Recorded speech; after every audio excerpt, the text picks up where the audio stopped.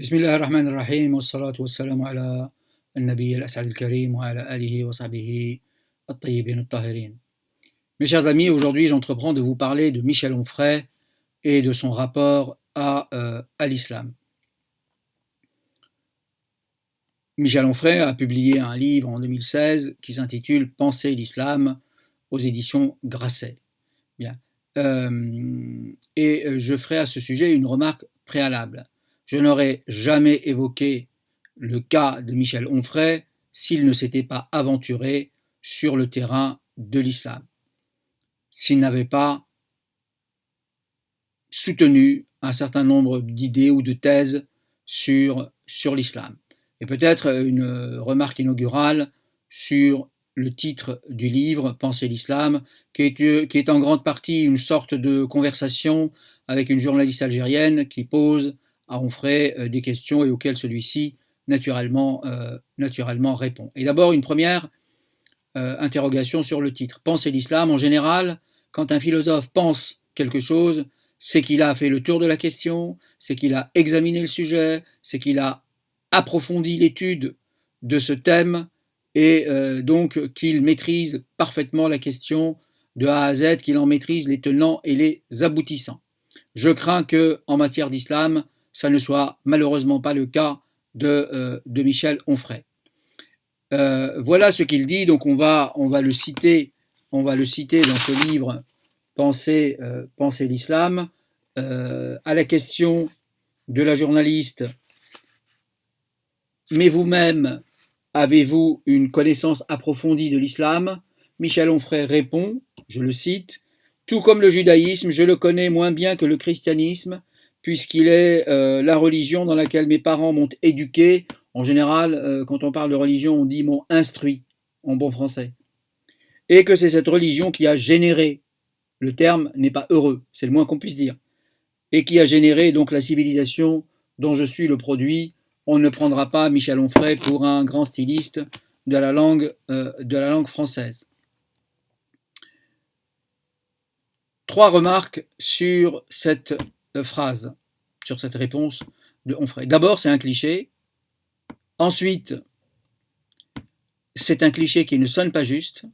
Et enfin, si j'étais chrétien, je ne penserais jamais que Michel Onfray a une connaissance approfondie du christianisme. Mais là, ce n'est pas mon sujet. Moi, mon sujet, c'est d'évoquer le rapport de Onfray à l'islam. Et on a envie de lui dire, mais Michel, pourquoi est-ce que tu t'es aventuré sur ce terrain-là? Qu'es-tu allé faire dans cette galère? Ce serait comme si un apprenti alpiniste entreprenait l'escalade de l'Everest. Et je signale au passage que c'est une vraie pathologie qui tourne à l'épidémie de nos jours, de voir certains, et même beaucoup, eh bien, entreprendre de pontifier à propos de domaines qu'ils ne connaissent pas. Et ça, c'est particulièrement vrai au sujet de l'islam. Alors voilà ce que dit Onfray au sujet de l'islam. Il dit, j'ai lu attentivement, la plume à la main, le Coran, les hadiths du prophète, la sira, plus quelques biographies de Mahomet, sikh, sans compter un certain nombre d'ouvrages sur l'histoire de l'islam. On va commenter ce propos. Première remarque. À ma connaissance, Michel Onfray ne sait pas l'arabe. Et donc, comme tous ceux qui ne le savent pas, n'est-ce pas, il ne peut avoir accès au texte coranique que via des traductions ou des versions. Tous ceux qui se sont occupés de traduction savent que, immanquablement, et quels que soient les efforts du traducteur, eh bien, une partie du sens du texte disparaît dans l'opération. Il y a une perte d'une partie du sens, sans compter le rythme, sans compter toute la saveur du texte, tout ça disparaît. D'accord? Donc ça, j'en conclus que Michel Onfray a une connaissance tronquée du texte coranique. Deuxième remarque. Quand on dispose de plusieurs traductions d'un même texte, ce qui est le cas du Coran. Une précaution méthodologique voudrait que l'on confronte ces traductions-là, afin de pressentir eh bien, ce qui pourrait être problématique dans une traduction ou dans une autre. D'accord ? Et je rappelle à Michel Onfray que la formule bien connue de Montesquieu disait que les traductions sont comme des monnaies de mauvaise aloi. C'est comme si quelqu'un s'estimerait être riche alors qu'il détient de la fausse monnaie. Troisième remarque, il est quand même curieux que dans un texte qui prétend éclairer l'opinion, n'est-ce pas, eh bien, Onfray n'indique pas quelle traduction du Coran il utilise. Alors, comme il ne l'indique pas, je me la suis procurée. En réalité, c'est la traduction de Denise Masson.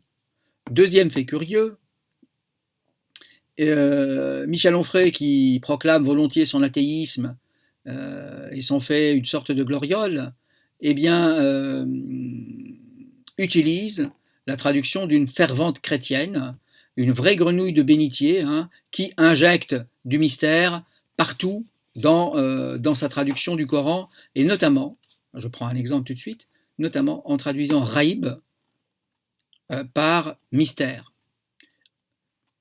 On ne peut pas décemment traduire le mot arabe raïb par mystère. Et d'autant que tous ceux qui connaissent l'islam savent que l'islam est la religion la moins encombrée de mystères qui soit. J'ajoute, pour en finir avec Denise Masson, sa malheureuse traduction de An-Nabi al-Ummi par le prophète des infidèles. Elle a corrigé depuis, mais enfin en tout cas, mais quand même, faire une faute pareille pour une traductrice du Coran, c'est extrêmement grave. Et donc, dans une traduction, on doit toujours se demander ce qui est fiable. Si le traducteur a tout mobilisé afin que sa version soit la moins infidèle possible, et malheureusement, ce n'est pas ce que Onfray a fait. C'est pas ce que Onfray a fait. Et donc, parce que Onfray est un homme qui a une vie médiatique, qui est une idole médiatique, qui écrit des livres à grande vitesse et en quantité industrielle. Il n'a évidemment pas le temps de faire un travail de bénédictin, et je suis désolé, mais le travail intellectuel, c'est ça, c'est la consultation assidue des sources, c'est la critique des sources, c'est la glose, c'est le commentaire, c'est l'étude sérieuse de A à Z.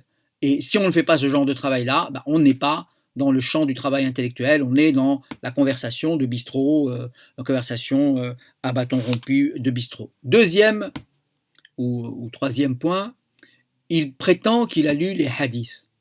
Mais est-ce que, franchement, Michel Onfray croit qu'on lit les hadiths du prophète comme on lirait un roman policier? Et dans quelle source, dans quel texte a-t-il lu les hadiths? Le hadith en islam, c'est une science à part entière, c'est une discipline à part entière, c'est un travail de bénédictin, comme on dirait en Occident. Vous avez des tas de gens qui passent leur vie à collationner les hadiths, à les trier, à vérifier leurs sources, à s'assurer de leur authenticité. Il y a même des degrés d'authenticité, il y a même un classement où les hadiths sont classés selon leur degré d'authenticité, du plus authentique au moins authentique. Et donc on ne peut pas plonger dans le hadith comme ça et en faire une lecture cursive. Ensuite, il dit qu'il a lu la Sira. Est-ce qu'il a lu Ibn Ishaq? Est-ce qu'il a lu Ibn Hisham? Dans quelle version a-t-il lu ça? En anglais, en français? Rien. On n'a aucun renseignement, aucune précision sur ça. Il dit qu'il a lu aussi quelques biographies, et il faut comprendre d'après le contexte que ce sont des biographies occidentales avec tous les problèmes que posent les biographies occidentales du prophète, et il n'indique absolument pas quelle biographie, donc on ne peut pas vérifier. En fait, cette formule très vague, très floue, peut-être un flou volontairement entretenu, à dessein peut-être de rendre difficile, voire impossible, la tâche du lecteur qui voudrait vérifier l'authenticité des propos de Michel Onfray. Comment quelqu'un comme Michel Onfray, qui prétend se réclamer de Spinoza, de la formule de Spinoza, qu'il a fait sienne, n'est-ce pas? Ne pas rire, ne pas pleurer, ne pas s'indigner, mais comprendre. Comment un intellectuel comme ça peut s'interdire tout moyen de comprendre? Alors certes, on peut admettre qu'il soit athée et que comme tel, bien sûr, il ne prise pas l'islam, mais qu'il s'interdise comme intellectuel tous les moyens qui lui permettraient d'accéder au texte et qu'il vienne de surcroît ensuite pontifier, alors ça c'est vraiment le comble. En fait, Onfray fait partie de ces occidentaux qui ne peuvent évoquer l'islam sans entrer dans une sorte de frénésie et d'agitation qui dissout tous les critères, toutes les normes en vigueur dans le monde savant quand il s'agit d'explication, de glose, d'interprétation et de traduction du texte. Mais là où Onfray véritablement commet la plus grave erreur, peut-être de sa carrière, déjà son livre sur Albert Camus était truffé de toutes les erreurs possibles et imaginables, eh bien là où il fait une erreur, mais d'une envergure mais énorme, considérable, c'est quand il écrit, c'est dans son traité d'athéologie, c'est quand il écrit à la page, c'est dans le chapitre pour une laïcité post-chrétienne, à la page 232, quand il écrit ceci, Badr, c'est la première bataille entre musulmans et infidèles de la Mecque, Badr, mars 624, mort d'Abou Jahl, premier martyr musulman, compagnon du prophète.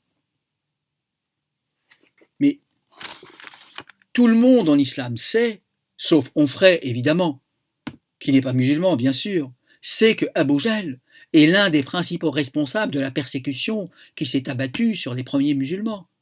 Tout le monde sait que Abou Jahl est l'un de ceux qui ont été les protagonistes de la tentative d'assassinat du prophète. Tout le monde sait en islam que certes, Abou Jahl est mort à Badr en 624, mais qu'il est mort dans les rangs des ennemis du prophète.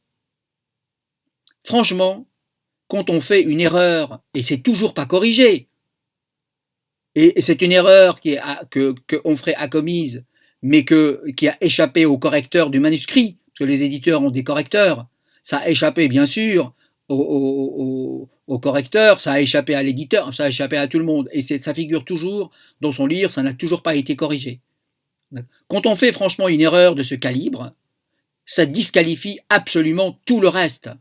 Tout le propos de Michel Onfray se voit disqualifié et devient l'objet d'une révocation en doute. Wassalamu alaikum wa rahmatullahi ta'ala wa barakatuh.